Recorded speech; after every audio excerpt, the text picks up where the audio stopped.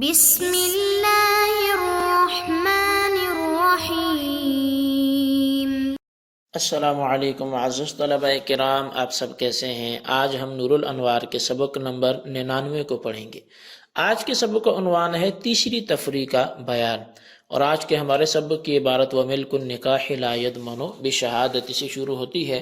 آئیے سب سے پہلے عبارت پڑھ کے اس کا ترجمہ کرتے ہیں، اس کے بعد باقاعدہ سبق کی وضاحت کی طرف بڑھتے ہیں۔ مصنف علیہ رحمہ لکھتے ہیں وَمِلْكُ النِّكَاحِ لَا يَضْمَنُ بِشَهَادَةٍ بِالطَّلَاقِ بَعْدَ الدُّخُولِ، اور دخول کے بعد طلاق کی گواہی سے ملک نکاح کا توان نہیں دیا جائے گا۔ تفریع ثالث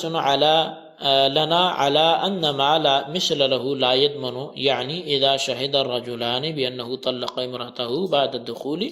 فحكم القاضي عليه بأداء المهر والتفريق ثم رجع الشاهدان فعندنا لا يضمنان للزوج شيئا۔ یہ ہمارے لیے اس اصول پر کہ غیر مثلی چیز کا توان نہیں دیا جاتا تیسری تفریق ہے، یعنی جب دو شخصوں نے اس بات کی گواہی دی کہ فلاں آدمی نے دخول کے بعد اپنی بیوی کو طلاق دے دیے، پس قاضی نے اس پر ادائے مہر اور تفریق کا حکم کر دیا، پھر دونوں گواہوں نے اپنی گواہی سے رجوع کر لیا، تو ہمارے نزدیک یہ دونوں گواہ شوہر کے لیے کسی چیز کے ضامن نہیں ہوں گے۔ لأن المہر كان واجبا علیہ بسبب الدخول سواء كان طلقها أو لا، فما أتلف عليه شيئا إلا حل استمتاعه بالمرأة وهو الذي يعبر عنه بملك النکاح۔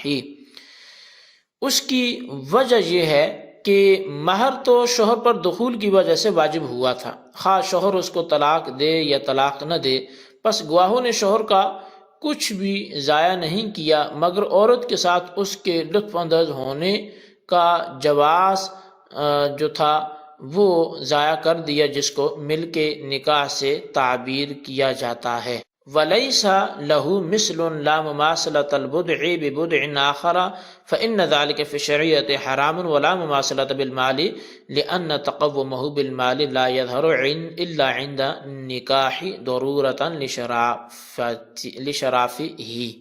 اور ملک نکاح کی کوئی مثل نہیں ہے، نہ ایک بدعہ کو دوسرے بدعہ سے مماثلت ہے اس لیے کہ یہ شریعت میں حرام ہے، اور نہ مال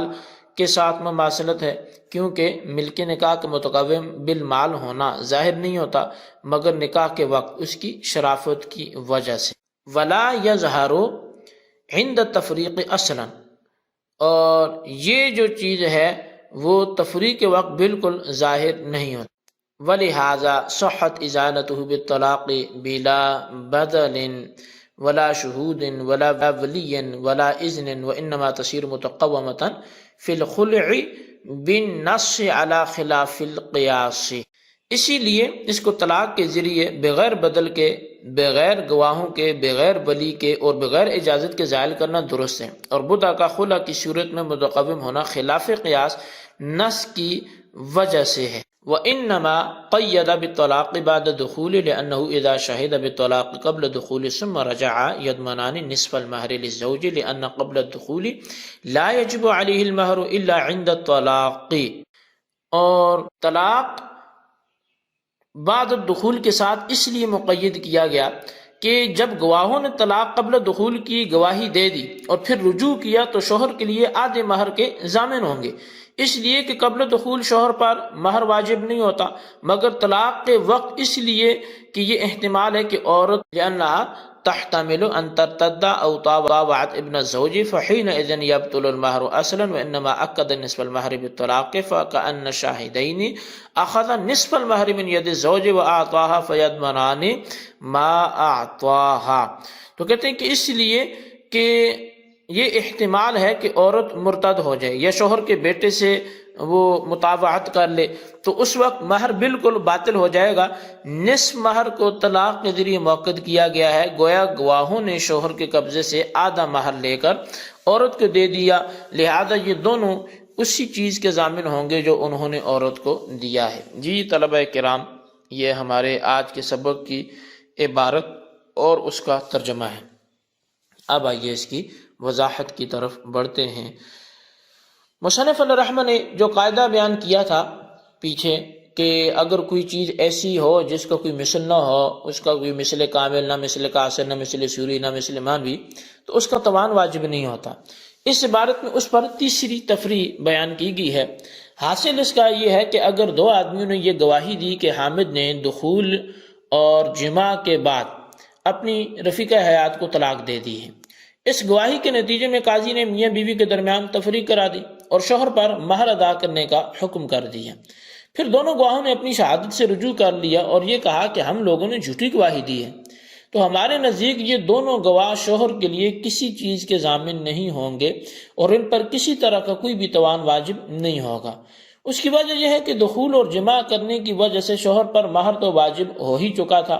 خواہ وہ طلاق دیتا یا طلاق نہ دیتا، لہٰذا ان گواہوں نے شوہر کی کوئی چیز تلف نہیں کی، البتہ بیوی کے ساتھ لطف اندوز ہونے کو اور بیوی کا جو جواز تھا جس کو ملک نکاح کہا جاتا ہے اس کو ضائع کر دیا ہے۔ یعنی ان کی گواہی سے ملک نکاح باقی نہیں رہی، البتہ وہ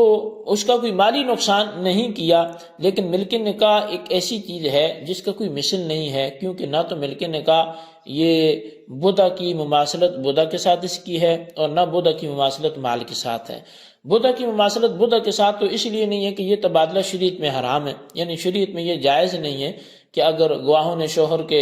بدعہ کو تلف کر دیا تو وہ اس کے بدلے میں دوسرا بدعہ اور شوہر کے سپرد کر دیں۔ اور مال کے ساتھ بدعہ کی مماثلت اس لیے نہیں ہو سکتی کہ ملک بدعہ مال کے ساتھ متقوم نہیں ہوتا، یعنی ملک بدعہ کی کوئی قیمت مالی نہیں ہے، اور رہا نکاح کے وقت بصورت مہر مال کا واجب ہونا، تو یہ ملک بدعہ کی قیمت نہیں ہوتی، بلکہ محل جو ہے یعنی بدعہ کا جو محل ہے اس کی شرافت کو ظاہر کرنے کے لیے بصورت مال جو صورت مہر جو ہے وہ مال واجب کر دیا جاتا ہے، کیونکہ اگر شوہر کو بدعہ کا مالک مفت بنا دیا جائے تو لوگوں کے دلوں میں بدعہ کی عظمت اور شرافت باقی نہیں رہے گی، اور تفریق کے وقت بدعہ چونکہ کسی کی ملک میں داخل نہیں ہوتا بلکہ شوہر کی ملک سے آزاد ہوتا ہے، اور آزاد ہونا بذات خود ایک عظمت اور شرافت کی چیز ہے، اس لیے تفریق کے وقت بدعہ کبھی متقوم بھی نہیں ہوتا، یعنی کبھی بھی متقوم نہیں ہوتا۔ یہی وجہ ہے کہ طلاق کے ذریعے بدعہ کو زائل کرنے کے لیے نہ بدل کی ضرورت ہے، نہ گواہوں کی ضرورت ہے، نہ ولی کی، نہ عورت کی اجازت کی ضرورت ہے۔ اب انما تصیر متقومۃ فی الخلع سے ایک اعتراض کا جواب دینا مقصود ہے، اور وہ یہ ہے کہ منافع بدعہ تفریق کے وقت خلع کی صورت میں متقوم ہوتے ہیں، یعنی عورت خلع میں منافع بدعہ کا بدل دے کر ان کو شوہر کے چنگل سے نکالتی ہے۔ اس سے معلوم ہوا کہ منافع بدعہ تفریق کے وقت بھی متقوم بالمال ہوتے ہیں،